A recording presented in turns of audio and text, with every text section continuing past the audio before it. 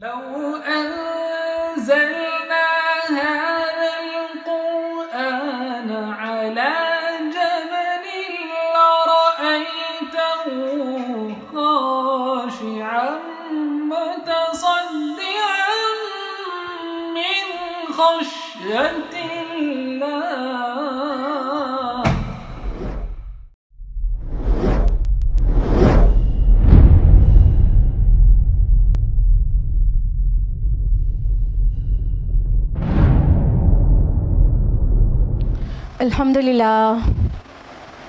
अल्हम्दुलिल्लाह वहदा वस्सलातु वस्सलामु अला मन ला नबिय्य बअदा वअऊज़ु बिल्लाहि मिनश शैतानिर रजीम बिस्मिल्लाहिर रहमानिर रहीम या अय्युहन्नास क़द जाअतकुम मौइज़तुम मिर रब्बिकुम व शिफ़ाउल लिमा फ़िस सुदूर व हुदन व रहमतुल लिल मुमिनीन बिस्मिल्लाहिर रहमानिर रहीम रब्बिश्रह ली सदरी वयस्सिर ली अमरी वहलुल उक़दतम मिन लिसानी यफ़क़हू क़ौली। मेरे अज़ीज़ी सामियात, दर्स कुरान मजीद में आप सभी का तहे दिल से खैर मक़दम है। अस्सलामु अलैकुम रहमतुल्लाहि व बरकातुहू। कैसे आप सभी लोग, ख़ुसूसन मेरे छोटे छोटे बच्चे।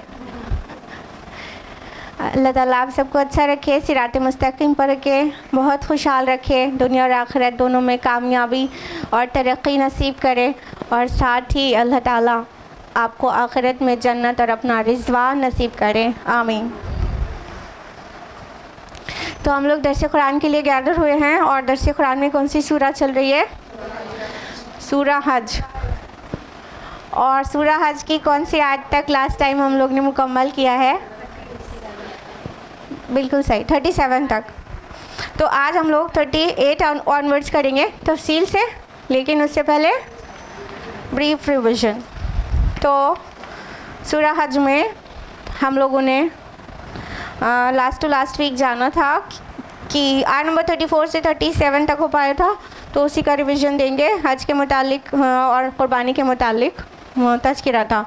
तो जैसे कि आयत नंबर 34 में कि अल्लाह ताला ने फरमाया कि हमने हर उम्मत के लिए क़ुरबानी का एक निज़ाम मुक़र्रर कर दिया है, ताकि उन मवेशियों पर अल्लाह ताला का नाम ले जो उनको अता किए गए हैं। और माबूद तो तुम्हारा एक ही माबूद है, तो माबूद बरहक एक ही है, और आजिज़ी करने वालों को खुशखबरी सुना दीजिए, यानी मुबश्शिरिल मुख़बितीन। मुख़बितीन का माना पूरा तफसील से हमने लास्ट टाइम आपको बताया था। जो लोग लास्ट टाइम नहीं थे वो हमारे यूट्यूब चैनल पर अपलोड हो चुका है, ये वाला दर्स कुरान, उसे देख सकते हैं। आयत नंबर 35 में हम लोगों ने जाना था कि वो लोग जब अल्लाह का ज़िक्र किया जाता है तो उनके दिल लरज़ उठते हैं, और उनको जो भी तकलीफ़ें पहुंची उस पर वो सब्र करते हैं और नमाज़ कायम करने वाले हैं, और जो उन पर उनको दिया है उसमें से खर्च करते हैं। यानी इंसान जानना चाहता है मुख़बितीन अल्लाह ताला किनको कहते हैं? आजिज़ी करने वाले, काइंड हार्टेड, हम्बल। तो वो सारे क्वालिटीज़, सारे एट्रीब्यूट्स बता दिए गए कि मुख़बितीन अल्लाह ताला इनको कहता है। आयत नंबर 36 में जाना था कि और क़ुरबानी के ऊँटों को हमने तुम्हारे लिए शाइरुल्लाह में से बनाया है, तुम्हारे लिए उनमें भलाई है, तो तुम उन पर अल्लाह का नाम लो, उन्हें सफ़ों में खड़ा करके। तफसील से बताया था ना इसको कि ऊँटों को नहर किया जाता है, और वो नहीं किया जाता जिसको ज़बह करना कहते हैं। ज़बह स्मॉल एनिमल को किया जाता है, और ऊँटों को जो नहर किया जाता है उनको खड़ा करके नहर किया जाता है। आगे फरमाया कि तो जब वो उनके पहलू ज़मीन पर टिक जाएं तो उनमें से ख़ुद भी खाओ, और कनात से बैठ रहने वालों को और सवाल करने वालों को भी खिलाओ, और इस तरह हमने उनको तुम्हारे लिए मुसख्खर कर दिया है ताकि तुम शुक्र अदा करो। तो ये भी तफसील से हम लोगों ने जाना था कि क़ुरबानी का गोश्त किनके दरमियान हम डिस्ट्रीब्यूट कर सकते हैं, और सब कुछ इस्तेबाबी हुक्म था, फ़र्ज़ कोई सा भी नहीं था, पूरा ख़ुद भी रख सकते हैं, और लोगों में डिस्ट्रीब्यूट करके ख़ुद भी खाएं, दूसरों को भी खिला सकते हैं। तो ये सारा मुस्तहब डिस्ट्रीब्यूशन था। आयत नंबर 37 में सबसे सेंट्रल आया आ गई जो क़ुरबानी और हज के मुतालिक थी। इनफैक्ट सारी इबादत का एक्सेस जो है वो ये है कि अल्लाह तक ना तो उनका गोश्त पहुँचता है, ना ही खून, लेकिन उस तक पहुँचता है तुम्हारा तक़वा। तो इसी तरह उसने उन्हें तुम्हारे लिए मुसख्खर कर दिया है ताकि तुम अल्लाह की तकबीर किया करो और उसकी हिदायत पर जो उसने तुम्हें बख्शी है। और ए नबी सल्लल्लाहु अलैहि वसल्लम मोहसिनीन को बशारत दे दीजिए। यानी कि ये सारी चीज़ें जो अल्लाह ने हमको अता की है उस पर हमें उसका शुक्रगुज़ार होना चाहिए। बड़े बड़े जानवर, यहाँ तक कि चाँद, सूरज, सितारे, वो सब अल्लाह ताला ने हमारी सर्विस में दे दिया है। इसके लिए कुरान में जो वर्ड आता है वो है मुसख्खर कर देना। ठीक है, तो ये सब हमारी सर्विसेज में है, इसको हमें गौर करना चाहिए, ध्यान देना चाहिए और फिर अल्लाह का बहुत ज़्यादा शुक्र करना चाहिए। तो यहाँ तक हुआ था। अब हम लोग आयत नंबर 38 ऑनवर्ड्स तफसील से जानते हैं। आयत नंबर 38 है, औज़ु बिल्लाहि मिनश शैतानिर रजीम, बिस्मिल्लाहिर रहमानिर रहीम, इन्नल्लाह युदाफ़िउ लिल्लज़ीना आमनू, यकीनन अल्लाह मुदाफ़िअत करेगा अहले ईमान की तरफ से। इन्नल्लाह ला युहिब्बु कुल्ला ख़व्वानिन कफ़ूर, अल्लाह बिल्कुल पसंद नहीं करता हर बड़े ख़ियानत करने वाले नाशुक्रे को। अब देखिए, जब सूरा हज का इंट्रोडक्शन चल रहा था तब हमने आपको बहुत तफसील से बताया था कि ये सूरा अपने आप में बहुत यूनिक सूरा है, जिसमें मक्की सूरा होने का रंग भी है, यानी कुछ आयात इसकी मक्की हैं, और मदनी सूरा होने के रंग भी हैं, और यानी कुछ आयात मदनी हैं। और ऐसी भी आयात हैं, इब्न अब्बास रज़ियल्लाहु अन्हु की रिवायत के हवाले से बताया था, ऐसी भी कुछ आयात हैं जो मालूम होती हैं सफ़रे हिजरत में नाजिल हुई हैं। तो अब अभी जो बीच में आपको हज और क़ुरबानी के मुतालिक सारे अहकाम मिले, अब देखिए एकदम से रंग चेंज हो रहा है। आयत नंबर 38 में अब ये पता चल रहा है कि ये हिजरत के वक्त की आयत मालूम हो रही है, यानी ये बात ऐसी कही जा रही है जिससे पता चलता है कि बहुत जल्दी हिजरत मुकम्मल हो जाएगी और डेस्टिनेशन पर पहुंच जाएंगे। तो या तो बिल्कुल हिजरत के फ़ौरन बाद नाजिल हुई आयत है, या तो इब्न अब्बास रज़ियल्लाहु अन्हु की माने तो ये आयत उसमें फ़ॉल करती है जो सफ़र हिजरत में नाजिल हुई है। तो ये वो आयत है जिसके मुताल्लिक़ अल्लाह ताला फरमा रहे हैं कि अल्लाह ताला यकीनन मुदाफ़ियत करेगा अहले ईमान की तरफ से। यानी मुस्लिम्स डिसहार्टेड मक्का से निकल रहे हैं और मदीना की तरफ जा रहे हैं और बेसाज़ो सामानी के आलम में जा रहे हैं। वहाँ पर कैसे इस्टेब्लिश होंगे उन्हें नहीं पता है, अभी वो अल्लाह के भरोसे पर निकल रहे हैं। और उसके बाद बहुत जल्दी हज का टाइम आने वाला है और हज के टाइम में ये लोग वापस मक्का में खाने काबा आकर वापस तवाफ़ करने और हज करने की सआदत से महरूम रहने वाले हैं। तो ये उनकी सोशल कंडीशन है। फिर उसके ऊपर उनका दिल का हाल क्या होगा वो अंदाज़ा लगाया जा सकता है। हर इंसान को कहीं ना कहीं अपनी सरज़मीन से मोहब्बत हो जाती है। फिर जिसकी सरज़मीन पे बैतुल्लाह हो, ज़रा इमेजिन कीजिए, जिसकी सरज़मीन पर बैतुल्लाह हो यानी वो सरज़मीन मक्का हो, उसको छोड़ के निकलना पड़ जाए तो कैसा लगता होगा ना। तो रसूलुल्लाह सल्लल्लाहु अलैहि वसल्लम को भी मक्का छोड़ने पर बहुत तकलीफ़ थी और सहाबा को भी थी, और वहाँ से जाके हज के सीज़न में वापस आके हज भी ना कर सके, उम्रा भी ना कर सके, अल्लाह का जो घर तौहीद का मरकज़ है वहाँ पर मुवहिदीन वापस ना आ सके, तो कैसा गम और कैसा गुस्सा और कैसी तकलीफ़ होगी उसका अंदाज़ा लगाया जा सकता है। तो अल्लाह रब्बुल आलमीन उस साइकोलॉजी में उन मुसलमानों की ये आयत नाजिल कर रहे हैं कि अल्लाह ताला मुदाफ़ियत करके रहेगा अहले ईमान की, अल्लाह ताला डिफेंड करेगा। ये जो लफ्ज़ युदाफ़िउ आया है ये दफ़उन से है। दफ़उन का मतलब आप जानते हैं दूर करना होता है, ठीक है, लेकिन जब ये मुदाफ़ियात बनता है तो इसका मतलब वो सिर्फ दूर करना नहीं हो जाता है, इसमें कुछ इजाफ़ी माना पैदा हो जाते हैं।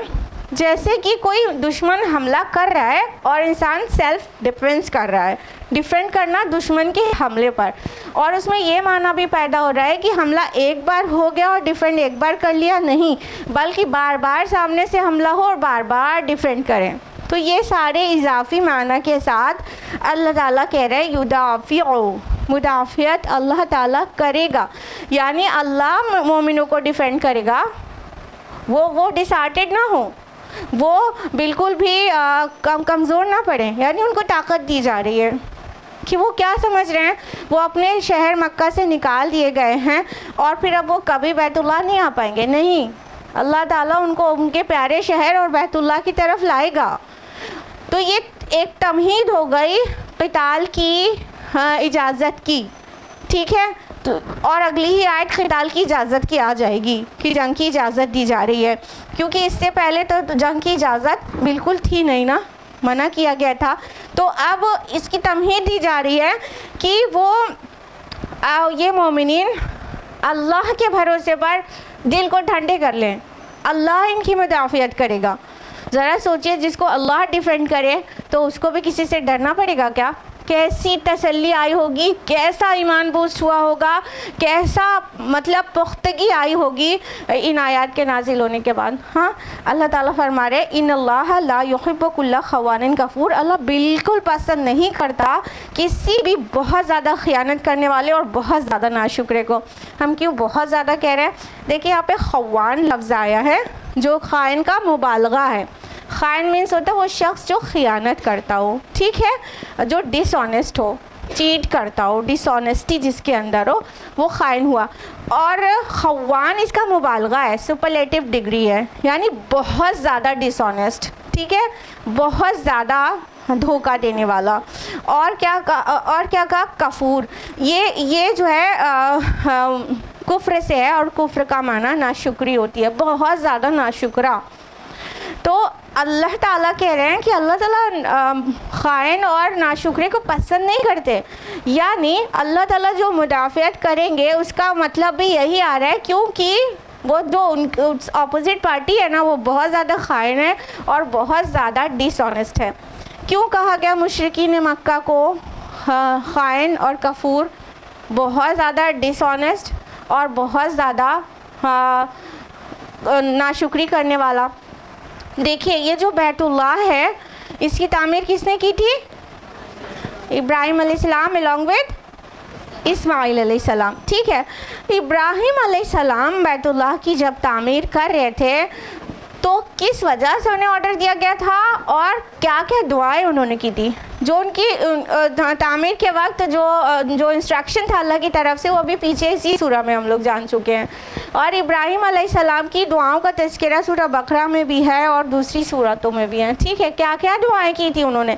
उन्होंने उसको तौहीद का मरकज़ बनाया था। इसी सूरह में हम जान चुके हैं कि तवाफ़ करने वालों और रुकू सुजूद करने वालों के लिए उस घर को पाक रखना था।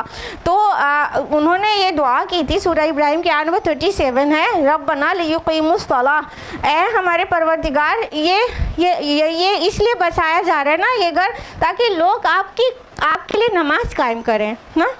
तौहीद का मरकज़ बनाया गया था ना उसको। और उसी में इब्राहिम अलैहिस्सलाम ने ये भी दुआ की थी कि अल्लाह इसे बुतों की गंदगी से पाक रखिएगा, दुआएं की थी। और जो अहले मक्का थे कि क्या कहते थे अपने आप को?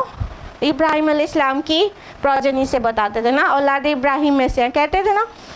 और इब्राहिम अलैहिस्सलाम ने तो खालिस इस घर को तौहीद का मरकज़ बनाया था और बुतों की गंदगी से पाक रखने की दुआएं की थी। और वो चाहते थे यहाँ पर अल्लाह ताला की एक होकर यकसुई के साथ इबादत हो सके।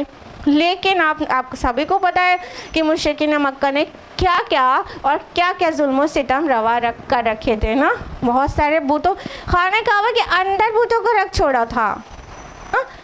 इब्राहिम अलैहिस्सलाम ने तो बुतों की गंदगी से बिल्कुल पाक रखने की दुआ की थी और इन लोगों ने क्या किया? खियानत की, दीन इब्राहिमी से खियानत की। वो कहते थे हम दीन इब्राहिमी पर हैं, मगर वो हज और तवाफ़ करते थे बरहना होकर। हाँ, कितनी बेशर्मी की बात है। और वो बुतों को उसके अंदर रखे हुए थे। कितना बड़ा शिर्क, वो भी तौहीद के मरकज़ में।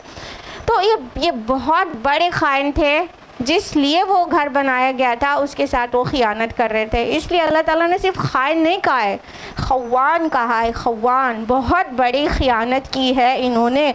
और कफूर, और बहुत बड़ी नाशुक्री की है इन्होंने। किस किस तरह की नाशुक्री? यही बैतुल्लाह की वजह से इनको प्रोटेक्शन मिलता है अक्रॉस द कंट्री या अक्रॉस द ग्लोब, जहाँ तक सफ़र था उनका पूरे ग्लोब पर तो नहीं था, लेकिन वो जहाँ तक जाते थे, जैसे कि वो समर्स में सीरिया की तरफ सफ़र के लिए जाते थे और विंटर्स में यमन की तरफ जाते थे, ठीक है। लेकिन इनके काफ़िले को कोई भी हमला नहीं करता था, क्योंकि ये बैतुल्लाह के वो हैं, बैतुल्लाह के प्रोटेक्शन करने वाले हैं। तो मक्का के लोगों को इसलिए कोई छेड़ता नहीं था किसी भी सफ़र में। यहाँ उधर भी जाते रहते थे, शाम की तरफ भी, अब यमन की तरफ भी, दोनों तरफ जाते रहते थे, लेकिन इनको प्रोटेक्शन मिलता था इसी खाने काबा की वजह से, क्योंकि वो अल्लाह का घर है, कि ये बैतुल्लाह के मुतवल्ली हैं, खाने काबा के मुतवल्ली हैं, उनके काफ़िले को छेड़ा नहीं जाता था। यही सब्जेक्ट आया ना सूरा कुरैश में, लीलाफ़ि कुरैश इलाफ़िहिम रिहलत शिताई व सैफ, गर्मी और सर्दी के सफ़र में मानूस किया ना। और फलयअबुदू रब्ब हाज़ल बैत अल्लज़ी अतअमहुम मिन जू' व आमनहुम मिन खौफ ना, जिनको खाना दिया भूख में और अमन दिया खौफ में। किस वजह से? इसी बैतुल्लाह के मुतवल्ली होने की वजह से। अल्लाह ताला ने इनको इतनी हिफाजतें दी इसी बैतुल्लाह की वजह से, और इसी को उन्होंने गंदा किया, वहाँ पर बुत रख दिए और वहाँ पर तौहीद के बजाय वहाँ शिर्क रवा कर दिया, इसलिए ये बहुत बड़े नाशुक्रे थे। और साथ ही ये नबी अकरम सल्लल्लाहु अलैहि वसल्लम जैसे मतलब रसूल जो कि सैयदुल मुरसलीन हैं, उसकी दावत को ठुकरा रहे थे। ये नाशुक्री नहीं तो और क्या है। तो ये बहुत बड़े नाशुक्रे थे। तो अल्लाह ताला ने इनको इस तरह से एड्रेस किया कि ए मुसलमानों, अल्लाह तुम्हारी मुदाफ़ियत करेगा इन नाशुक्रों और इन खाइनों से, बिल्कुल तुम्हारी मुदाफ़ियत करेगा, अल्लाह तुम्हें डिफेंड करेगा। तुम बिल्कुल डिसहार्टेड ना हो, तुम्हारा वक्त बहुत जल्दी आने वाला है। आयत नंबर 39, उज़िना लिल्लज़ीना युक़ातिलूना बिअन्नहुम ज़ुलिमू, उज़िना लिल्लज़ीना युक़ातिलूना बिअन्नहुम ज़ुलिमू।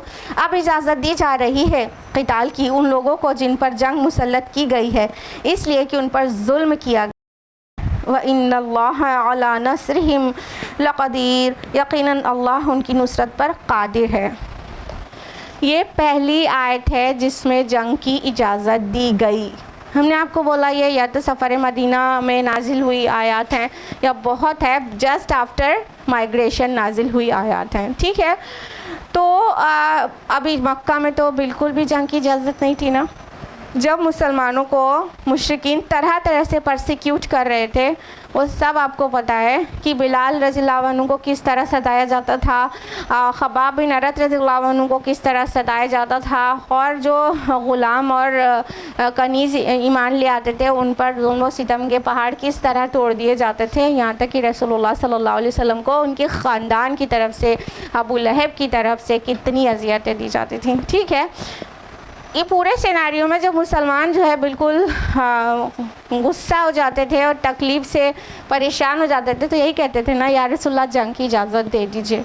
तो अल्लाह के नबी सल्लल्लाहु अलैहि वसल्लम उनको जंग की इजाज़त नहीं देते थे।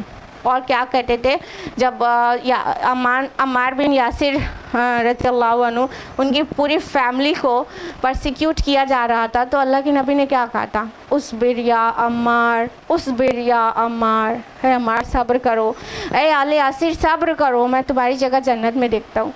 जानलेवा हमलों पर भी, जान लेने पर भी हज़रत सुमैया को शहीद कर दिया गया, उस पर भी अल्लाह के नबी ने उसबिर यही कहा था ना, सब्र करो। किसी मक्की सूरा में तो ये नहीं आया है वही जली कि क्या ऑर्डर था, और सेल्फ डिफेंस में भी जंग नहीं करना है, इसका क्या ऑर्डर था। लेकिन मदनी सूरा में इशारा दे दिया गया है, सूरा निसा की आयत नंबर 77 में, कि तुमसे जब कहा गया था कुफ़्फू ऐदियकुम, अपने हाथों को बंधे रखो। तो इससे पता चल गया कि अल्लाह की तरफ से ऑर्डर था नबी को कि कोई भी अपना हाथ खोलेगा नहीं। कुफ़्फू ऐदियकुम, हाथों को बंधे रखो, मतलब do not raise your hand even in self defence. बिल्कुल हाथ नहीं उठाना है, बिल्कुल भी नहीं। हाथों को बांध लो पीछे कमर से, जितना परसिक्यूट किया जाए, जितना सताया जाए वो सब बर्दाश्त करो। तो पहले तो ये ऑर्डर था ना कि बिल्कुल सिर्फ सब्र करना और कोई सेकंड ऑप्शन ही नहीं है। लेकिन जब माइग्रेट हो रहे थे मुसलमान तो उनको इजाज़त दी गई थी, यानी मदीना पहुंचने के बाद ये इजाज़त मिल गई थी कि अब तुम जंग कर सकते हो। ये इजाज़त है, ये वाली आयत है ना, उदिना लिल्लज़ीना युक़ातलूना, कि अब इजाज़त दी जा रही है उनको जंग करने की इजाज़त। और इजाज़त और हुक्म में कुछ महीने का वक्फ़ा है। और हुक्म वाली आयत है सूरह बकरा सूरह नंबर 2 आयत नंबर 190 कि जंग करो अल्लाह की राह में उनसे जो तुमसे जंग करते हैं। तो यहाँ पर तो सिर्फ इजाज़त दी गई कि अब अलाउड है आपके लिए, लेकिन फिर ऑर्डर जो आ गया सूरह बकरा में, तो उसमें कुछ ही महीने का टाइम था, ठीक है। तो अब फिर कुछ ही महीने के बाद ऑर्डर आ जाने वाला जब था कि अब बस जंग करो, अब इनको सब बस्ता होकर इनका मुकाबला करो, अब सेल्फ डिफेंस हमें आप हाथ नहीं खोल सकते, ये ऑर्डर विड्रॉ कर लिया गया, ठीक है। तो ये पहली आयत है जिसमें जंग की इजाज़त दी गई है। तो अल्लाह ताला आगे फरमा रहे हैं उसी आयत में, यकीनन अल्लाह ताला उनकी नुसरत पर कादिर है। अब ये क्यों कर कहा गया कि अल्लाह उनकी मदद पर कादिर है? देखिए, जो जंग की इजाज़त दी जा रही है, ऑर्डर भी दिया जा रहा है ना, तो उस वक्त भी जानते हैं मुसलमानों की तादाद क्या है, रेशियो क्या है उनके सामने। पूरा मतलब महाजरीन प्लस अंसार मिला के लेस देन 1000 थे। जितने महाजरीन माइग्रेट होके मक्का से मदीना आए थे और इधर औस और खजरज के जो अंसार थे, इनको सबको मिला के भी लेस देन 1000 थे, इतने से थे। और उधर क्या था, मक्का की 10,000 की बस्ती प्लस बहुत सारे और लोग जैसे कि यहूद और मुख्तलिफ मतलब लोग जो मुसलमानों के बिल्कुल दुश्मन हो रहे थे, उन सब का सपोर्ट था। यानी एक बहुत बड़ी तादाद पॉपुलेशन के अगेंस्ट इनको कहा जा रहा था जंग की इजाज़त तुम्हें दी जा रही है। तो उनको ये भी बता दिया गया कि तुम हिम्मत ना हारना, अल्लाह ताला काफ़ी है, तुम्हारी नुसरत पर तुम्हारी मदद पर कादिर है, कि तादाद की वजह से तुम्हें तब भी घबराने की ज़रूरत नहीं, अल्लाह तुम्हारी मदद पर कादिर है। तो जब अल्लाह ताला इतना बड़ा सपोर्ट दे तो अब किससे डरना। नतीजतन आपने देखा कि किस किस तरह महाजरीन ने हिजरत किस किस तकालीफ को बर्दाश्त करके की और अल्लाह ने उन्हें फर्म बिलीफ और स्टेडफास्टनेस नसीब की, इस्तिकामत नसीब की। याद करिए सुहैब रूमी रज़ी अल्लाह अन्हु की हिजरत, कितने बड़े वो बिजनेसमैन थे सुहैब रज़ी अल्लाह अन्हु, वो रोमन थे लेकिन मक्का में आके उन्होंने अपना बिज़नेस इतना स्टेब्लिश कर लिया था, कितने रिच पर्सन थे। लेकिन जब उन्होंने हिजरत करनी चाहिए तो अव्वल तो करने नहीं दे रहे थे मुशरिकीन मक्का, लेकिन इस शर्त पे जाने दिया कि एक कौड़ी भी यहाँ से लेके नहीं जाओगे, यानी जो वेल स्टेब्लिश्ड बिजनेस है उसकी एक दमड़ी भी नहीं ले जाने देंगे, तने तनहा जाओ, ये जो तुमने कमाया है सिर्फ हमारे दरमियान से कमाया, हमारा माल है ये, तुम ऐसे जाओ। सुहैब रज़ी अल्लाह अन्हु ने सब कुछ छोड़ के अपना जिस्म लेके हिजरत की है, इस ऐसे अमीर आदमी ने जिसकी हिजरत पे अल्लाह के नबी सल्लल्लाहु अलैहि वसल्लम को पहले ही खबर दी गई थी कि क्या ही बेहतरीन बाय की है, बेहतरीन बिजनेस करके आ रहा है कोई बंदा। और उम्मे सलमा रज़ियल्लाहु अन्हा जब हिजरत कर रही थी अपने शौहर अबू सलमा के साथ, और उनका गोद का एक बच्चा था सलमा, तो क्या किया था मुशरिकीन ने कि उम्मे सलमा के ख़ानदान वाले आ गए कि अबू सलमा तुमको जाना है तो जाओ, या हम अपनी बेटी को नहीं जाने देंगे तुम्हारे साथ, उनको छीन लिया। फिर अबू सलमा के ख़ानदान वाले आ गए, उम्मे सलमा के गोद से बच्चा ले लिया कि बच्चा तो हमारे ख़ानदान का है, इसको हम नहीं देंगे तुम्हारे पास, उसको छीन लिया, तीनों अलग अलग। और अबू सलमा रज़ियल्लाहु अन्हु ने हिजरत अकेले की, बीवी अलग बच्चा अलग, 1 साल तक उम्मे सलमा अपने शौहर और अपने बच्चे के गम में रोती रही हैं। और फिर जिस हाल में हिजरत किया वो काबिले मिसाल है, किसी तरह उन्होंने अपना बच्चा हासिल किया और तने तन्हा हिजरत के लिए निकली हैं ऐसे रास्तों पर जहाँ पर एक मुसल्लह लश्कर भी वेल आर्म्ड हाँ, वो आर्मी भी जाते हुए डरती थी, इतने ख़तरात थे। अभी तो हम लोग प्लेन में और ट्रेन में सफ़र करते हैं ना, कोई ख़तरे का हम लोग अंदाज़ा ही नहीं लगा सकते हैं, लेकिन सहरा और जंगल और दरिया के बगल से गुज़रते हुए जहाँ डाकुओं का हमला शबो रोज़ होता हो, वो हम तसव्वुर नहीं कर सकते हैं। सीरत पढ़ेंगे तो पता चलेगा, ठीक है। ऐसे ख़तरे भरे सफ़र, ऐसे ख़तरे वाले सफ़र, 1 साल शौहर और बच्चे के गम में रोने के बाद ऐसे ख़तरे वाला सफ़र उन्होंने किया था। यह है सफ़र हिजरत उम्मे सलमा रज़ी अल्लाह अन्हा का। हाँ, उसके अलावा अयाश बिन रबिया रज़ी अल्लाह अन्हु, जो कि अबू जहल के अखियाफ़ी भाई थे, माँ जाए भाई थे, तो उन्होंने हिजरत करके अब उमर रज़ी अल्लाह अन्हु के साथ पहुँच गए थे वहाँ।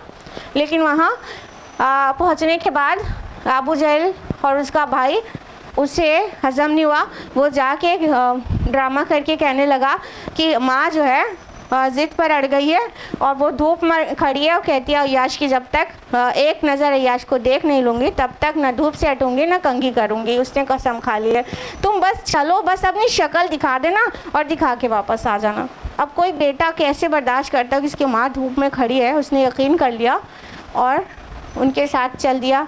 रास्ते में ऐसा बंदी बना के, ऐसा जकड़ के रस्सियों में मक्का में लेकर आया है अबू जहल, और ये कहता हुआ कि ए लोगों, तुम अपने बिगड़े हुए छोकरों को ऐसे होश ठिकाने करो जैसे हम करके लाए हैं। फिर एक बहादुर मुसलमान की मदद से अरसे दराज के बाद उन्होंने हिजरत की। ऐसी ऐसी तकालीफ बर्दाश्त की है लोगों ने, और फिर उनको इजाज़त दी गई है कि ठीक है, अब तुम उनसे जंग करो जो तुमसे जंग ही करना चाहते हैं, जो तुम्हें छोड़ ही नहीं रहे हैं, जिन्होंने तुम्हारे ऊपर इतने जुल्म सितम रवा कर रखे हैं। आयत नंबर 40, अल्लज़ीना उख़रिजू मिन दियारिहिम बिग़ैरि हक़, वो लोग जो नाहक अपने घरों से निकाल दिए गए हैं, इल्ला अन यक़ूलू रब्बुना अल्लाह, सिर्फ़ इस जुर्म पर कि उन्होंने कहा हमारा रब अल्लाह है। वलौला दफ़उल्लाहि अन्नास बअदहुम बिबअद, और अगर अल्लाह बाज़ लोगों को बाद दूसरे लोगों के ज़रिए दूर ना करता रहता, लहुद्दिमत सवामिउ व यबीउ व सलवातु व मसाजिदु युज़करु फ़ीहा इस्मुल्लाहि कसीरा, तो ढा दिए जाते सारी खानकाहें, गिरजे, कनीसे और मस्जिदें जिनमें कसरत से अल्लाह का नाम लिया जाता है। वलयंसुरन्नल्लाहु मन यंसुरु, तो अल्लाह लाज़िमन उसकी मदद करेगा जो उसकी मदद करेगा। इन्नल्लाह लक़वियुन अज़ीज़, यकीनन अल्लाह ताकतवर है, ज़बरदस्त। अब उन मोमिनीन, उन महाजरीन के ने जो दर्द से जो गुज़रे हैं उसको अल्लाह ताला बयान फरमा रहे हैं कि अल्लज़ीना उख़रिजू मिन दियारिहिम, वो लोग जो अपने घरों से निकाल दिए गए। इससे पता चलता है कि ये हिजरत के बाद की आयत है, यानी वो हिजरत तो हो ही चुकी है, ठीक, ये सबूत है इसका। तो निकाल दिए गए हैं, अपने घर में रहने नहीं दिए गए हैं। दियारिहिम लफ्ज़ जो आया है, दियार दार की जमा होता है, दार मीन्स घर होता है ना, पता है। तो अपने घरों से निकाल दिए गए हैं किस जुर्म पर? इल्ला अन यक़ूलू रब्बुना अल्लाह, सिर्फ इस जुर्म पर कि उन्होंने कहा हमारा रब अल्लाह है।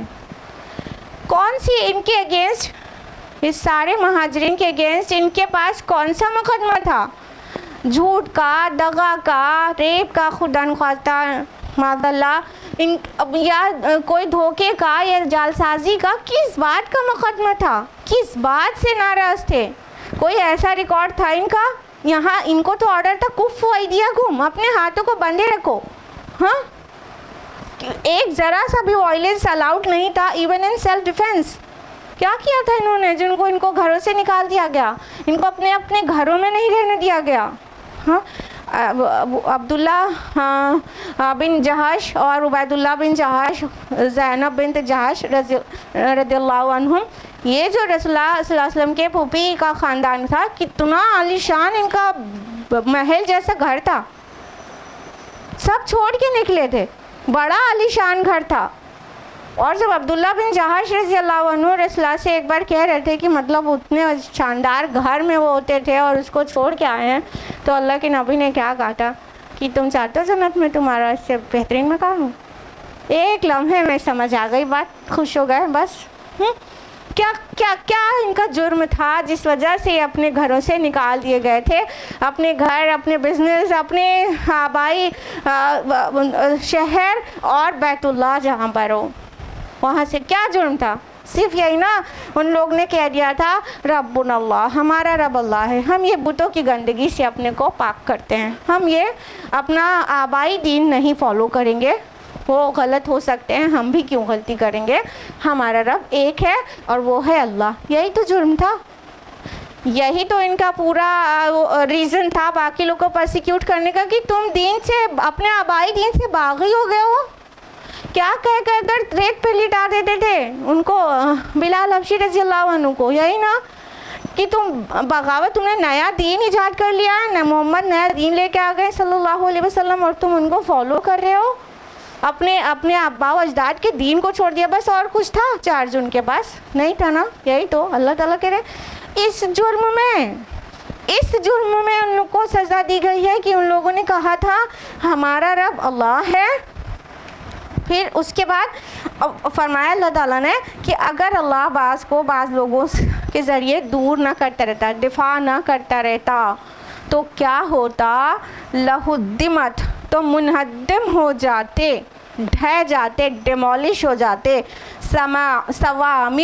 सवामे जो वर्ड आया है, सौमियातुन का प्लूरल है, इसका माना होता है ऐसे इबादत गाहें जहाँ जो लोग दुनिया तर्क करके इबादत करते हैं, यानी खानकाहें, जो राहिब होते हैं, मोनास्ट मॉन्क्स जो इबादत करते हैं थोड़ा बस्ती से निकल के अलग जगह पर, तो वो खानकाहें, लेकिन इबादत अल्लाह ही की होती है, ठीक है। तो वो खानकाहें जहाँ पर थोड़ा दुनिया तर्क करके इबादतें की जाती हैं उनको सौमियातुन कहते हैं, उसी का प्लूरल है, जमा है सवामिया। तो यहाँ पर उर्दू तर्जुमा हमने आपको बोला खानकाहें। वबियाउन और गिरजे, ये अब बियाउन जो है वो भी आतुन की जमा है, इसका मतलब होता है ईसाइयों की इबादत गाहें यानी चर्चेस। और आया वह सलावातुन, ये सलावात जो है सलाह की जमा है, और सलौता अरबी ज़ुबान में यहूदियों के इबादत खाने को कहते हैं, यानी सिनेगॉग्स, ठीक है। और यहूदी सारे सबके इबादत गाहों के अलग अलग नाम होते हैं ना, क्लास सेकंड थर्ड में EVS में पढ़ाया जाता है ना। तो सलावात जो हैं ये क्या है? ये सिनेगॉग्स हैं जहाँ पर ज्यूज़ वर्शिप करते हैं।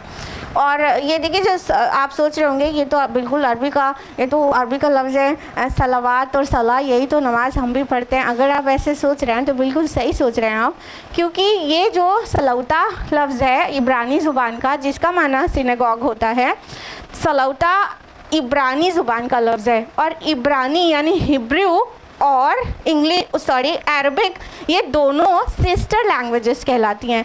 न जाने कितने अल्फाज ऐसे हैं जो इब्रानी और अरबी के बहुत सिमिलर हैं। देखिए, जब जीसस क्राइस्ट उनके बाइबल में है, ठीक है, मसीह अलैहिस्सलाम कहते हैं जब क्रूसिफिक्शन के लिए जब वो उसको सूली देने के लिए उनको चढ़ाया जाता है, तो वो क्या कहते हैं? वो सेंटेंस उनका इब्रानी में अभी प्रिजर्व्ड है, ठीक है।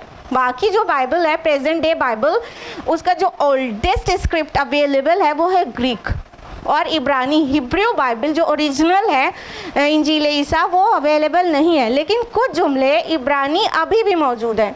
तो उनमें से एक जुमला है अल्लाई लमा सबक्तनी। इसका मतलब है कि जब मसीह अलैहिस्सलाम, उनके हिसाब से जब मसीह अलैहिस्सलाम क्रूसीफाई किए जा रहे थे तो उन्होंने कहा था अल्लाई लमा सबक्तनी। इसका मतलब है अल्लाह तूने मुझे क्यों छोड़ दिया है।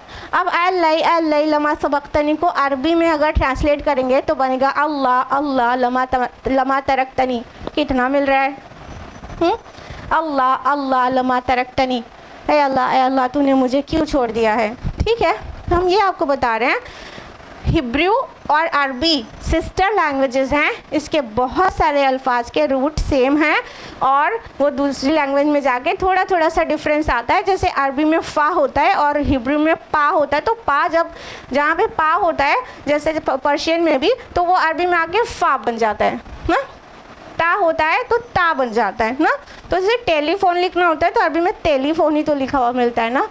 डॉक्टर को दस्तूर लिखा हुआ मिलता है ना, तो बस उतना सा डिफरेंस आता है, वरना अरबी और इब्रानी बहुत ज़्यादा सिमिलर लैंग्वेजेस हैं। तो सलौता, इसलिए सलाह, ये दोनों एक ही है, मतलब सलाह हम अरबी ज़ुबान में बोलते हैं ना, ये इब्रानी में सलौता है। सलौता माना होता है सिनेगॉग। तो अल्लाह ताला कह रहे हैं वह मसाजिद और मसाजिद, मस्जिद की जमा आपको पता है। अल्लाह ताला क्या फरमा रहे हैं, सारी सबकी इबादत गाहों का नाम लेके क्या करें। अगर अल्लाह ताला बास को बास से दफ़ा नहीं करता, पेरिश नहीं करता, वाइप आउट नहीं करता, तो क्या होता, जितनी इबादत गाहें हैं वो भी डेमोलिश हो जाती, कुछ भी ना बचता, फसाद ही फसाद बचता और कुछ भी नहीं बचता। सूरा बकरा में इसको यही कहा गया है ना, जब आयत नंबर 251 में बकरा की जब तालूत और जालूत की जंग के मुतालिक जिक्र है, तो भी यही बात आई है कि अल्लाह ताला बाज़ कौम को बाज़ से अगर दफ़ा नहीं करता तो ज़मीन में फसाद बर्पा हो जाता। ठीक है, और यहाँ पर क्या कहा गया, सारी इबादत गाहें डेमोलिश हो जाती। अब ये क्यों कहा गया कि अल्लाह एक को दूसरे से दफ़ा नहीं करता तो सारी इबादत गाहें डेमोलिश हो जाती। देखिए यहाँ जंग की इजाज़त है प्रीवियस आया में, तो अगर जंग की इजाज़त नहीं अल्लाह ताला देते, कहने का मतलब एक को दूसरे से जंग करवा के उसको ख़त्म नहीं करते, तो एक ही काइंड ऑफ पीपल, एक ही नेशन का हमेशा इक़्तिदार रहता, रूलिंग एक ही की रहती। जब रूलिंग बहुत ज़्यादा टाइम तक एक ही कौम की रह जाती है तो वो बहुत जालिम हो जाते हैं और वो जुल्म सितम से बाकी लोगों को बर्बाद कर देते हैं। दूसरी कौम को, अपनी कौम का फेवर करेंगे, दूसरों को मतलब बर्बाद करते रहेंगे और बर्बादी की इंतहा यहाँ तक पहुँच जाती कि कोई इबादत गाह भी नहीं बची होती। क्यों इबादत गाह ही कहा गया, बाकी क्यों बिल्डिंग्स नहीं कहा गया? इसलिए कि प्रोटेक्शन लेने की कोई प्लेस होती है टेरर टाइम पर, जिस वक्त खौफ हो, हरास हो, तो क्या करता है इंसान, इबादत गाँव में घुस जाता है। चाहे वो खानकाहें हों, चाहे गिरजे हों, चाहे सिनेगॉग्स हो, चाहे मसाजिद हो, उसमें जाके अपने को महफूज कर लेता है कि कम अज़ कम कोई इबादत खाने में तो हमला नहीं करेगा। यही थॉट रहती है, यही रहती है। अल्लाह ताला ने फरमाया कि अगर अल्लाह एक को दूसरे से वाइप आउट नहीं करता तो इतना फसाद बर्पा हो जाता ज़मीन में, इतना फसाद बर्पा हो जाता कि इवन कोई इबादत गाह भी महफूज ना रहती और वहाँ भी इंसान महफूज ना रह पाता, इतना फसाद बर्पा हो जाता। लिहाजा ये अल्लाह की सुन्नत है कि जब एक कौम बहुत ज़्यादा जालिम हो जाती है तो दूसरा कोई ऐसी कौम को पैदा फरमा के उसे ट्रेन कर देता है कि वो जालिम कौम का नेस्तो नाबूद कर देती है। फिर नई कौम आ जाती है, वो रूल करने लगती है। ठीक है, और अगर वो भी बहुत दिनों के बाद, कुछ दिनों के बाद जालिम हो जाती है तो तीसरी कौम को अल्लाह खड़ा कर देता है और उसको नेस्तो नाबूद कर देता है। यानी एक की रूलिंग नहीं रहने देता कि फसाद हद से ज़्यादा ज़मीन पर ना बढ़ जाए। ठीक है, तो यहाँ पॉइंट ये है कि अल्लाह ताला ने जंग की इजाज़त दी है, लेकिन ये अल्लाह ताला के बहुत बड़े यूनिवर्सल प्लान के तहत है कि एक कौम को टाइम टू टाइम सबक सिखाना रहता है। जब वो कौम जालिम होने लगती है तभी उस पर दूसरी कौम मुसल्लत होती है। ऐसा नहीं है कि वो बहुत अल्लाह के नेक बंदे हों और अल्लाह के दीन को कायम किए हों तो भी अल्लाह ताला उनको पेरिश कर दे, नहीं। जब वो बिगड़ जाते हैं और अवाम पर जुल्म करने लगते हैं तो उनका जुल्म जब बढ़ने लगता है तो अल्लाह ताला उनसे भी ज़्यादा ताकतवर कौम, चाहे वो जालिम हो चाहे वो मोमिन लोग हों, डिपेंड करता है। हिस्ट्री पढ़िए, आपको पता है दोनों तरह की चीज़ें हुई हैं ना, दोनों तरह की चीज़ें हुई हैं।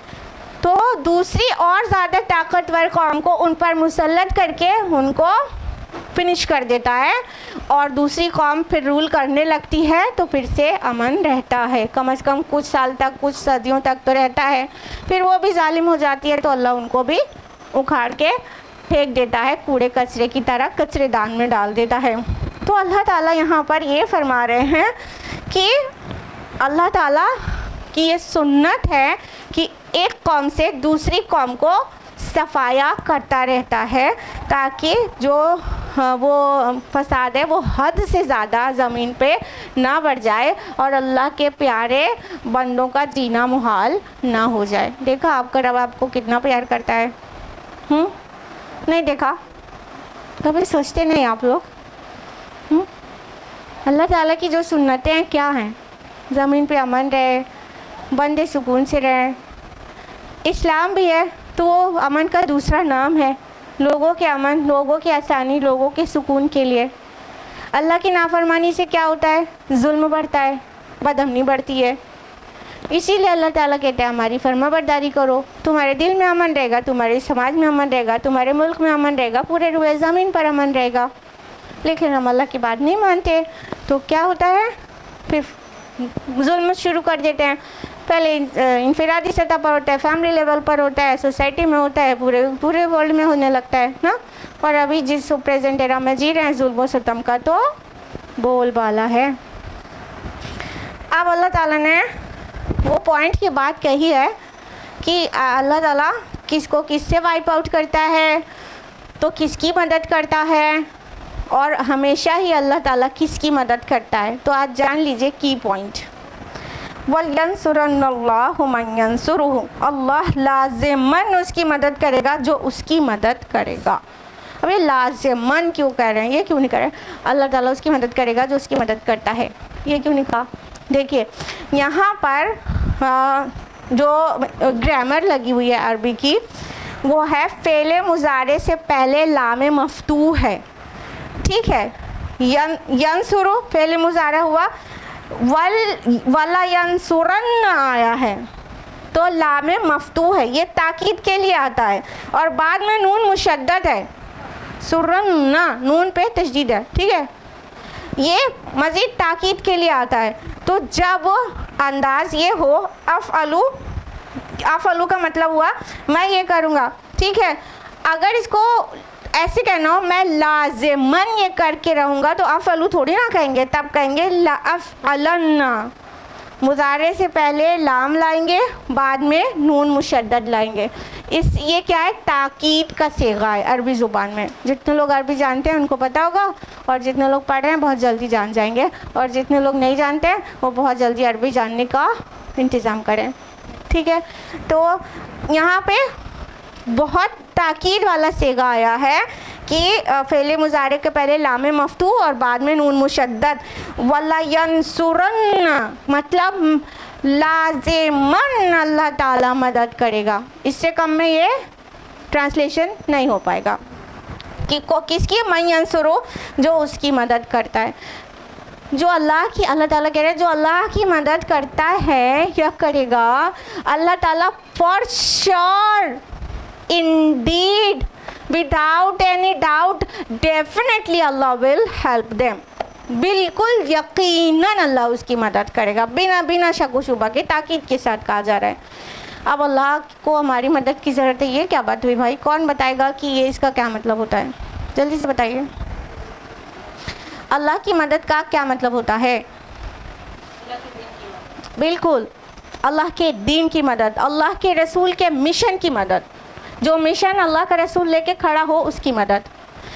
इमाम राग़िब रहमहुल्लाह इसको मज़ीद तफसील से बयान करते हैं कि अल्लाह की मदद, अल्लाह की बंदों से जब अल्लाह के जो बंदे अल्लाह की मदद करते हैं उसका मतलब ये होता है कि अल्लाह के बंदों की मदद, अल्लाह तो बेनियाज है ना, अल्लाह के बंदों की मदद, अल्लाह की हदों को कायम रखने की आदत, अल्लाह के एहकाम की इताअत, इन शॉर्ट कह दें तो वही हो जाएगा रसूल की मुकम्मल पैरवी, स्पेशली उसके। तो जो इंसान अल्लाह की बात मानता है, पूरी मानता है, उसके रसूल को जो मिशन देकर भेजा गया उसका हेल्पर बनता है, उसकी मदद करता है, तो अल्लाह ताला का ये पक्का वाला प्रॉमिस है कि अल्लाह ताला उसकी ज़रूर मदद करेंगे।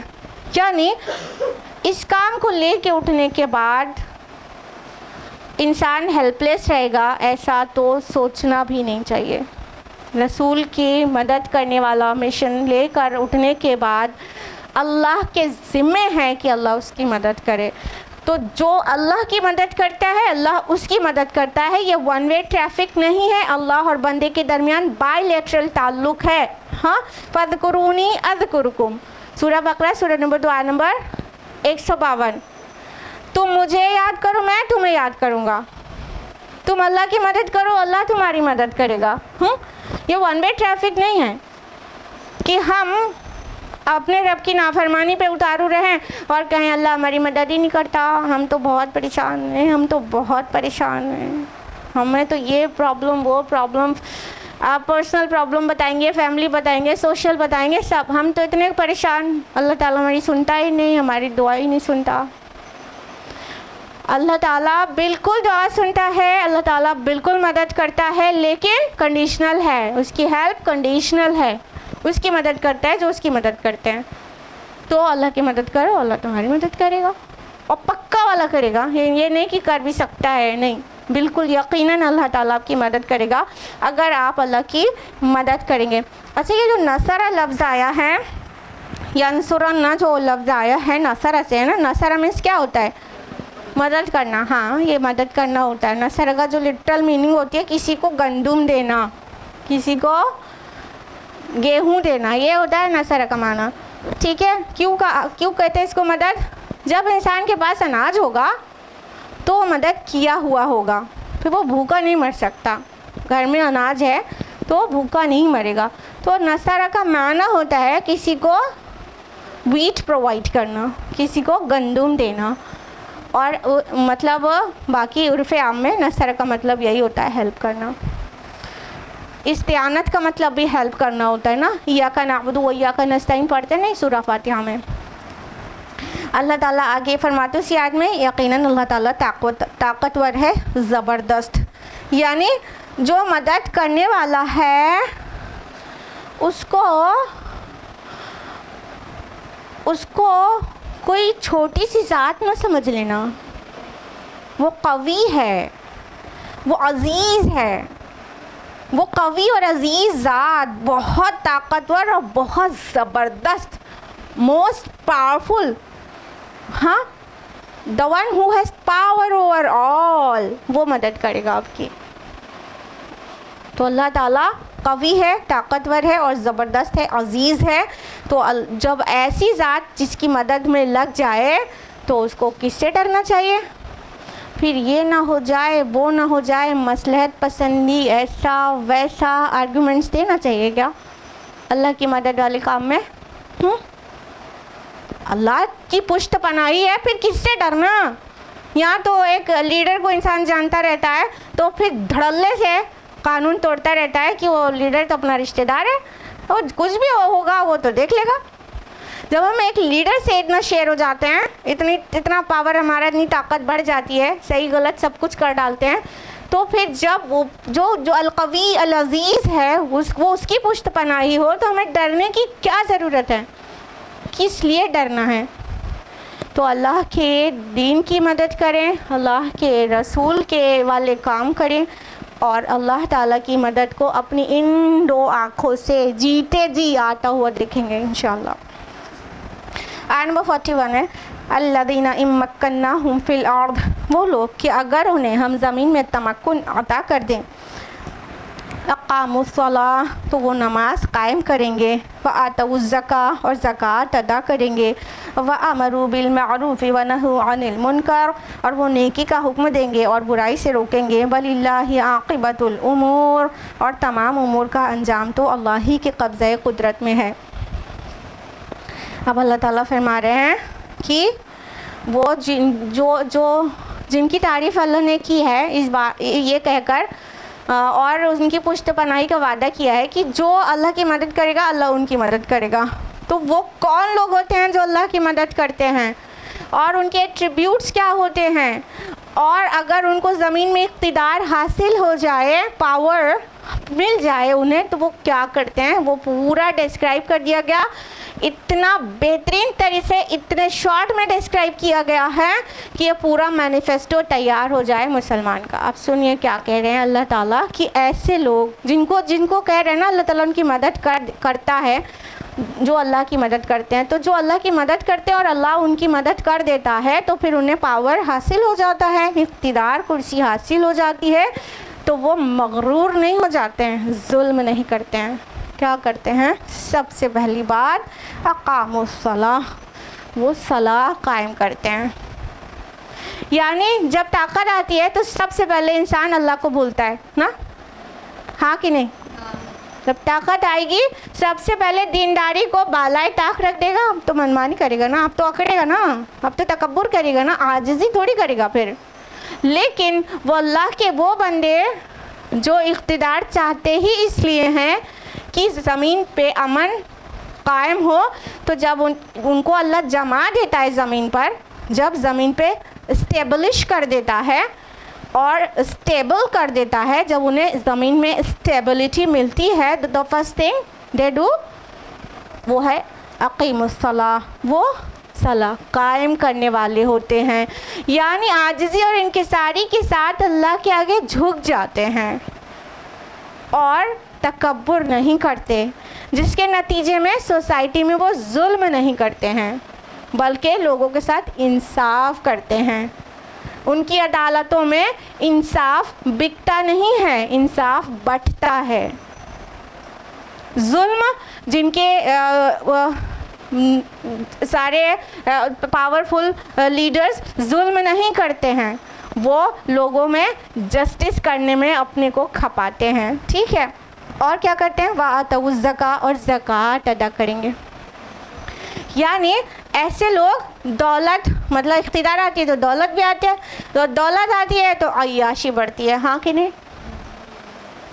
तो वो लोग जो अल्लाह के बंदे हैं, वो लोग को जब ज़मीन में स्टेबिलिटी मिलती है तो वो दौलत को अल्लाह की राह में खर्च करते हैं। गरीब, फुकरा, मसाकिन, उनके ऊपर खर्च करते हैं, पॉवर्टी लाइन से सबको ऊपर लेके चले जाते हैं। और ये इंसानियत ने देखा है, हाँ, इंसानियत ने देखा है।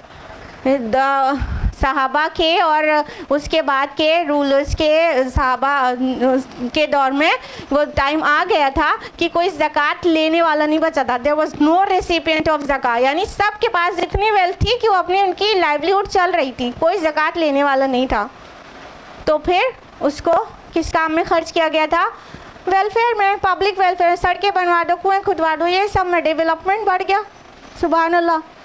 तो वो ज़कात अदा करते हैं, अय्याशी नहीं करते हैं, वो बैंक बैलेंस नहीं बनाते, वो बिस्तर पे नोट रख के उसके ऊपर सोते नहीं हैं, हाँ, और ना ही उस दौलत से अय्याशियाँ करते हैं, शराब पीना, शराब, कबाब, नाच गाना, यहाँ पर खर्च नहीं करते, ज़कात अदा करते हैं।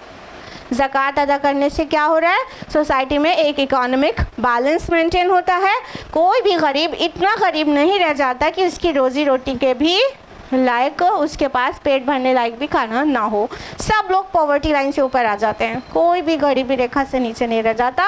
अगर ज़कात का निज़ाम पूरी तरह से कायम हो जाए, हर साहिब निसाब आदमी ज़कात देने लगे, तो कोई गरीब रह ही नहीं जाएगा। तो जब वो मोमिन को इख्तिदार या वो हासिल होता है स्टेबिलिटी, तो वो पहले तो अल्लाह के आगे झुक जाता है, हम्बल हो जाता है। दूसरा काम जो करता है ज़कात अदा करता है, यानी दौलत को सर्कुलेट करना शुरू कर देता है सोसाइटी में। और क्या करते हैं? वअमरू बिल मारूफ व नहौ अनिल मुनकर, और भलाई का हुक्म देते हैं और बुराई से रोकते हैं। ये नहीं कि अपने पास पावर आए तो सूद लेके गरीबों को चूसा जाएगा और बेहयाई वाली पोर्नोग्राफिक इंडस्ट्रीज़ से इतना एनुअल रेवेन्यू लेकर अपनी दौलत में इजाफा किया जाएगा और न जाने क्या क्या। आपको पता है? नहीं, बुराई को प्रोपेगेट नहीं करते हैं, भलाई को प्रोपेगेट करते हैं, लोगों को भलाई की तरफ बुलाते हैं और जो गलत कर रहे हो तो उससे रोकते हैं। अम्र बिल मारूफ नही अनिल मुनकर का फरीज़ा अंजाम देते हैं। तो उससे क्या होता है? जितनी भी फहश इंडस्ट्रीज़ हैं वो सब शट डाउन हो जाएंगी और सिनेमा हॉल और ये पोर्नोग्राफी ये सब कुछ नहीं होगा। यही इसी बात का तो डर है ना। इस्लामोफोबिया किस बात का है? सारी दुनिया को इस्लाम के ये प्रिंसिपल्स हैं, मोमिनीन सादिकीन अगर पावर में आएंगे तो ये सारे जो ट्रिलियंस ऑफ डॉलर्स की एनुअल रेवेन्यू है इनकी कंपनीज़ का, जो औरत को पतला दिखाओ और कमाओ है और ख़ूबसूरत दिखाओ और कमाओ है, वो सारी इंडस्ट्रीज शट डाउन हो जाएंगी। औरत की इज़्ज़त असमत के लिए की तरफ बुलाया जाएगा और बेहयाई गंदगी वाली सारी चीज़ ख़त्म हो जाएगी। सूद बंद हो जाएगा। हाँ, जो इकॉनमी होगी, बैंक्स होंगे, वो इस्लामिक बैंकिंग सिस्टम होगा जिसमें इंटरेस्ट नहीं लिया जाएगा, गरीबों को नहीं चूसा जाएगा, मज़दूरों को और किसानों को खुदकुशी करने पे मजबूर नहीं होने दिया जाएगा। ये सब किया जाएगा, यानी एक बढ़िया सा सोशल सिस्टम बनेगा और इकोनॉमिक सिस्टम इतना बढ़िया होगा कि अमीर बहुत ज़्यादा अमीर ना होने पाए कि अय्याश हो जाए और गरीब बहुत ज़्यादा गरीब ना होने पाए कि खुदकुशी कर ले। ठीक है, एक बढ़िया सा निज़ाम कायम करेंगे, भलाई का हुक्म देंगे, बुराई से रोकेंगे, उल्टा नहीं करेंगे, बुराई का हुक्म देंगे, भलाई से रोकेंगे। पागल हो, मेंटल हो, झूठ बोलना, ये तो मतलब दूसरे को बेवकूफ़ बनाना, ये तो बड़ी अक्ल के काम है। समझ, ये नहीं कहा जाएगा। झूठ नहीं बोलना चाहिए कहा जाएगा और ईमानदारी करना चाहिए कहा जाएगा, ये नहीं कहा जाएगा। ठीक है, भलाई का हुक्म दिया जाएगा, बुराई से रोका जाएगा। ये इस दौर में जो बुराई का हुक्म दिया जा रहा है, ना सिर्फ ये कहा जाता है कि ना तो चलता है, बल्कि कहा जाता है लोगों को ब्लफ देना एक ट्रिकी काम है, स्मार्ट लोगों से ही हो सकता है। ये बुराई का हुक्म दिया जा रहा है और उसे प्रोपेगेट किया जा रहा है। हाँ, ये दिखाया जाता है ना, आजकल के जो कार्टून्स हैं वो क्या सिखाते हैं बच्चों को, माँ बाप को किस तरह चीट करें। तो फिर ऐसे कार्टून वार्टून नहीं चलेंगे, इसीलिए इस्लामोफोबिया है सारी दुनिया के अंदर। इसीलिए कि ये जो मोमिनीन सादिकीन, इनको ज़मीन पर जब स्टेबिलिटी मिलेगी तो ये क्या करेंगे, बुराई से रोकेंगे और भलाई को कायम करेंगे। वलिल्लाहि आक़िबतुल उमूर, और तमाम उमूर का अंजाम तो अल्लाह ही के कब्ज़े कुदरत में है। यानी ये जो भी करना है कर ले, मतलब जिसको जुल्म करना है वो कर ले और जो नेकी का काम कर रहा है वो भी कर ले। सारे काम का अंजाम तो अल्लाह की तरफ पलटना है। मेन चीज़ ही तो भूल गया है, सारी गड़बड़ी और फसाद तो इसलिए है ना। अल्लाह की मदद नहीं करने वाले क्यों नहीं कर रहे हैं, भूल गए डेस्टिनेशन वो है जन्नत आखिरत, भूल गए वो डेस्टिनेशन को, भूल गए हमारे काम का अंजाम अल्लाह को पहुँचेगा, हमें इसका जवाब दे उन्हें भूल गए, इसलिए अल्लाह की मदद नहीं कर रहे, अपनी मदद कर रहे हैं, बस अपनी फैमिली की मदद कर रहे हैं। और जो जुल्म कर रहे हैं जालिम लोग, मोमिनीन सादिकीन को सता रहे हैं, वो भी भूल गए कि उनका अल्टीमेट डेस्टिनेशन उधर ही अल्लाह की तरफ पलटेंगे और वो डेस्टिनेशन जहन्नम हो सकता है, वो भूल गए। सारी गड़बड़ी तो यहीं पे है ना। अल्लाह ताला के जो प्रिंसिपल्स हैं वो अमन को बरकरार करने के लिए है ना। तो जो भूल जाता है कि हमें अल्लाह को जवाब देना है, वही अपनी मनमानी करता और कर सकता है, इंक्लूडिंग सो कॉल्ड मुस्लिम्स ना। क्यों, हम मुसलमान बड़े दूध के दूल्हे हैं, हम भी तो हर वक्त भूले ही रहते हैं कि हमारे काम अल्लाह की तरफ पलटाए जाने वाले हैं और हमें हर फेल, हर अमल, हर कौल का जवाब देना है, हर कौल का। कि हमारे मुंह से जुमला निकल के फुल स्टॉप नहीं लगने पाता, फरिश्ता लिख लेता है। तो अगर हम ये बात याद रखें तो नेकी का काम आसान और बुराई का काम बहुत मुश्किल हो जाए नहीं हो जाए। तो बस यही नहीं याद रहता, तो अल्लाह ताला बार बार याद तो दिलाते रहते हैं। तो हमारा सबसे बड़ा फसाद क्या है, कुरान ही नहीं पढ़ते, तो कौन रिमाइंडर दे। कुरान पढ़ते भी हैं तो बरकत की गरज से पढ़ते हैं, ख़त्म कुरान करने के लिए रिमाइंडर एक भी नहीं मिलता। एक पारा पढ़ लिया, एक रिमाइंडर नहीं मिला। कुरान क्या है, ज़िक्र है, दे रिमाइंडर, तज़कीर करने वाला, याद दहानी कराने वाला, नसीहत करने वाला। अब हमने कुरान पढ़ा तो एक पारा पढ़ा सुबह और बड़ी शान दिखाई सबके सामने, हम रोज़ एक पारा पढ़ते हैं और उस एक पारे में एक लफ्ज़ भी नहीं समझा तो एक रिमाइंडर भी नहीं मिला। ज़िंदगी बदलेगी उसकी? कुरान बंद करते ही ग़ीबत में लग जाएगी कि नहीं वो खातून, और लगी है, बदल रही ज़िंदगी। तो उससे भी बड़ी रूट कॉज ये कुरान ही नहीं पढ़ते। कुरान पढ़ो, रिमाइंडर्स मिलेंगे, कुछ तो हमारे नफ्स की तरबियत होगी। नफ्स की तरबियत होगी तो हमें ये सब याद आते रहेगा ना जब बार बार कि तमाम काम अल्लाह की तरफ लौटाए जाने वाले हैं। अल्टीमेट डेस्टिनेशन आखिरत है। दुनिया खेल और तमाशा है। ये दुनिया में आए हैं सिर्फ टेस्ट खेल के। सब कुछ बार बार कुरान का एक हिफ्ज़ी कुरान उठा लीजिए जिसका एक सफ़ा में फ्यू लाइंस होती हैं, वो एक कोई सा भी कुरान उठा लीजिए और उसके एक सफ़े में पढ़िए शुरू से आखिर तक, शायद ही कोई सफ़ा आपको ऐसा मिले, शायद ही कोई सफ़ा ऐसा मिले जिसमें डायरेक्टली या इनडायरेक्टली आखिरत का जिक्र ना हो। इस फ्रीक्वेंसी के साथ आखिरत का रिमाइंडर अल्लाह ताला ने दिया है। इस फ्रीक्वेंसी के साथ हर सफ़े में कोई डायरेक्ट होगा कोई इनडायरेक्ट होगा, डिपेंड्स, लेकिन आखिरत का रिमाइंडर इतना फ्रीक्वेंटली आपको मिलेगा कि अगर आप एक रुकू भी पढ़ेंगे तो आखिरत के मुतालिक एक ना एक कम से कम एक रिमाइंडर आपको मिल जाएगा।